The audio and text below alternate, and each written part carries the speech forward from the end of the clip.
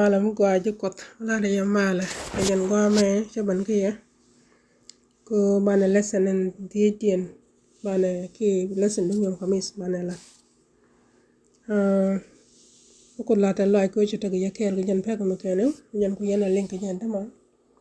ko bana ta la ba ko chita ga ken jan to ko choma ka chale no ga sa me ko bana ran ko bana ko nyak bilyak bo ka ja ko bo ko bo ka ja ko pot bo ka ja ko dan cha kon ka gang kon ka yen kon ka kam kon te dia de gor kon ke ngan ni moro na Rebecca ka Canada ta kon ka lesson wal kele na wala ka our summer school class cha tande che laro ne ke English what more could I have done yani ngu mo dien midela angar waje no ma ya laro what more could I have done ani chana pal sana wala pala kono bo ni ti am chang ne kan pin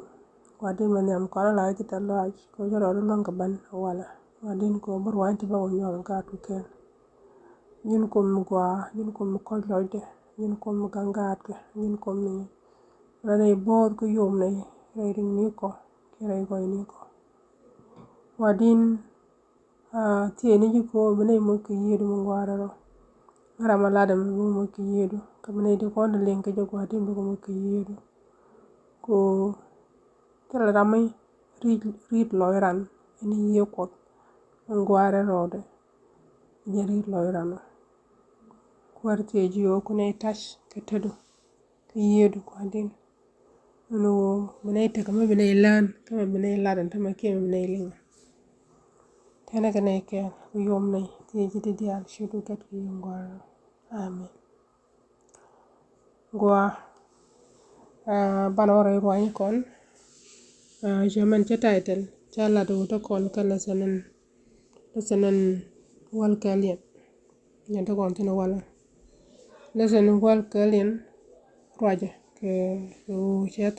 tan wona ne ngu mo dien mi de lat ngu mo dien mi de lat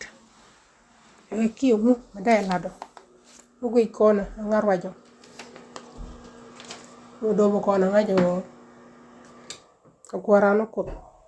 jar wajo cara mi jogo no kono che ti dial che kalat tele mi che pal kana lat che ti dial che kalat ko rami chuku tom ringde e che liu ko kuidan angum budong ma dai lada tele mi dong ma dai lat mo kono ban ka Thursday yo cha tan wona ne ke English gori the vindication of God's name vindication kile go kotaban ku kono ngajo cosmic conflict kore to gon jeng ne kana ko no to gon jeng yo ko ta accuse alo chi ti jeng no chagala joko ko chiera mo gwa ko chie fair ko jenong suffering out to one but right ko me yo je wona ne mata ke sheng me ba shwong ko ba blame yamna no ko ba ngajo te shwong jen ko la palo bi juai ti je kan juai to go bi ke ken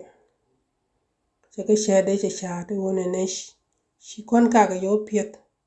yani shi kon tar she dei ti je ko ban pit me sha ka wa ngach wona ne te dei ti je ti che ka dei ti go ken ja jok ti de kamra te wono pala ka she ken ayen che kan me ko tawan kon ja ka ja kon she ken ga gon jeng te re go jele mojo kon ga jallo aj mojo kon ki ti jak che mo ko to ngata ma re shi nga dan ke re rulan ti ye long token la wudu la gaje jira na mo to mi shana mo katin to shi ko lon ne tin to ngwane che mun ko la re de ni ti she la ro bi nyen ci ki tek di kan lat ko bad wo kon jeng ne ti ni mo go re wa mo tel mi ngene gati ni diene keni ti vulnerable ni tell suit tell like a voice whatsoever but mi shi go jo wo ko shu shi ne to la ro da ti ji ka winy mon te di gat bada wala che jala ro ni mono ni chubro wi mon bete ke jwe bete ke fever bete ke bailen bete ke bagu baj wang and so on and so forth. So sometimes bro take why ko television la de la jen he or she never asked kana mate ki go baba wi mon gat kana te but I know when it che go ro bete ke gat kani shop de agon jeng da attack ngode kane na ngai za tu minute biganen wiye na bode na koje te jwe so jen attack do ngon jeng ni la attack je ko ba ko le ben ko sometime rami shidit bo raj bite mi jegi che jak la ja char ke okay don te mi shalat ki e possible ode do mi jelat ka gadi to yo mi ko jalo ko yo chuje so la ta da jaga chero that is injustice yani tek chapar tek mula na mo ke bong raj alo nitin week la ka go kwa ka shen je but kot ya la ro go nyen be palja wi mon mi shen da bana ko mu bani yo ba shod kot ba mo or ke ba mo lek ko te di alte la da bi ko bana la to tana cikin bilim ne jangal ne kan gane bilim but mu bana ko di al bi ko di le ko ba nga jo ko no ko me fer chana bu chot chana bu shok ka ngide sia pal jo ka shakel wo ngir be lo ban batin jek ba ga watch batin go ba ga pal so kon ne itini mi jigro do you are innocent mi jigro do ko mo bongre mi jigro do ko shudu ko ya ngani je mi jigro do ko ja abuse ko ji humiliate ngani je no la da mo ki me jigmo whether mi lat ke ngai ke ki mi ngai ke kuji am ko na hane ke nem ko na hane ko kuji le shaka ko jala re bana jala re bi shungu mono ka jala re bo ga de ni ko ma yo mo de show me do la ko la kana bel pat ku je te power mi ko do believe ego but ke limit se me ci kon mi ni ci kon ko be jagal let but po te ke limit won jing ni be jagal let but te ke limit text ni kon yo di yu kon ku jirom ala memory bazdan bi jaka John 18:37 yo di yu kon ke text di ngi judi orap ko Rome chapter 3 bi kana ke lo ngwan bi duor nyo jo baka Isaiah bi kan ka 5:3 ti dial ton right ken ko che ti dial che galat chaman cho kon te kama mo bozo mun de lado makalat do kon ngan mi kon wane wale ko representative ni nyin ko nyin kwaro ko kon represent as a human being no bana character ka bana ka represent as a human being ata mo ka jizo mo wala ta mo ga jibon rech shudi ya wona ite jak mi ka ne te nyam ne ka ne ite jak mu ki kon Africa tama Africa jak ta jolo third world mi te ga one world the second world Africa third world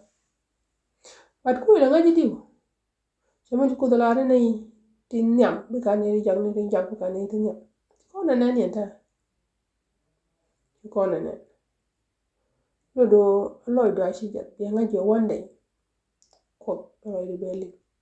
constitution be guch ba ji mat she more especially she more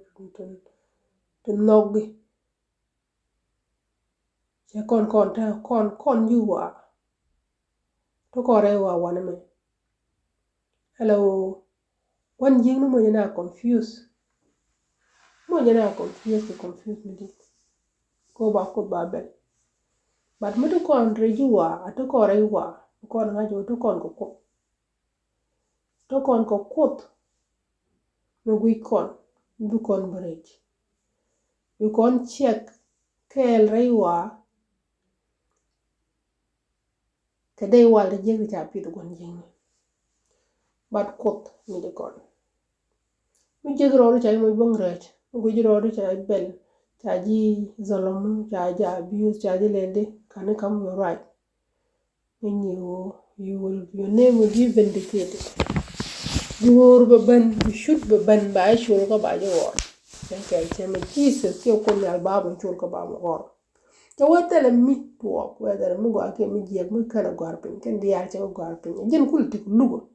ko lugo te di albo kala wala tan man ke nyamare tam to continue time be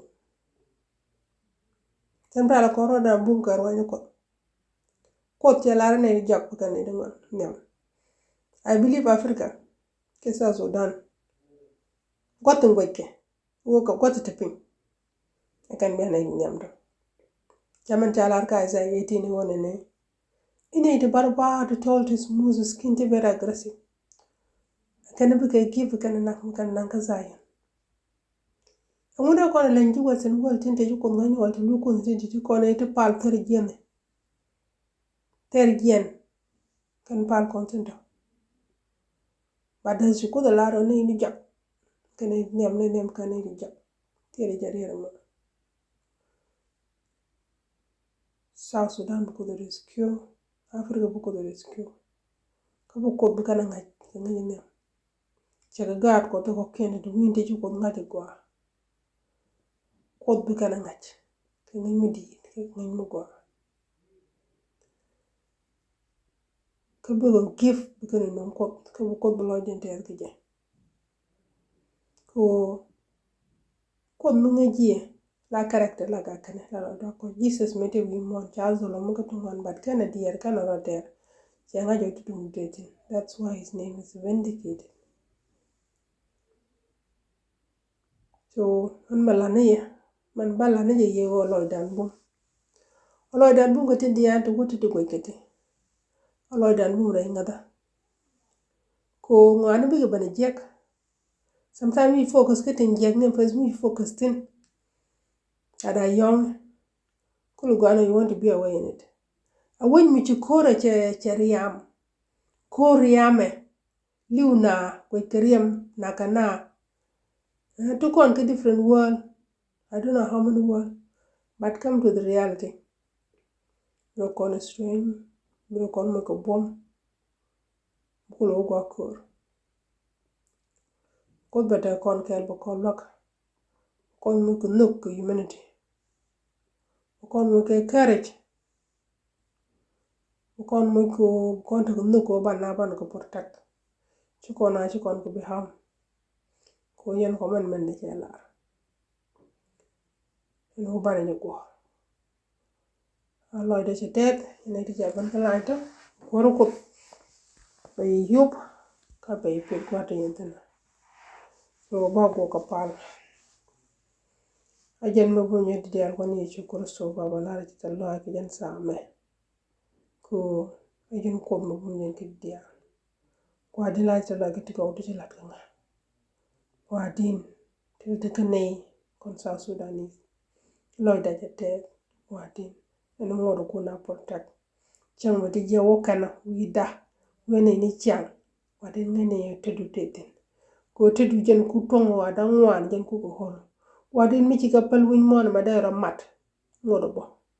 tong South Sudan na wan jen ku ko hol mi ko pal bo mat wadin for the sake of innocent ne de miskini tetel minat kana ne de chuj wadin no ko keke mo ko gwanyura wadin mo ka trust eno bikene nyat eno jing tal mi jekan wi mon one day wadin bekeninga ke bekenen en wuci bare kwara do talwa kwadin o kuji ke betekene ken awawa ti diar ci dugat yo waro amen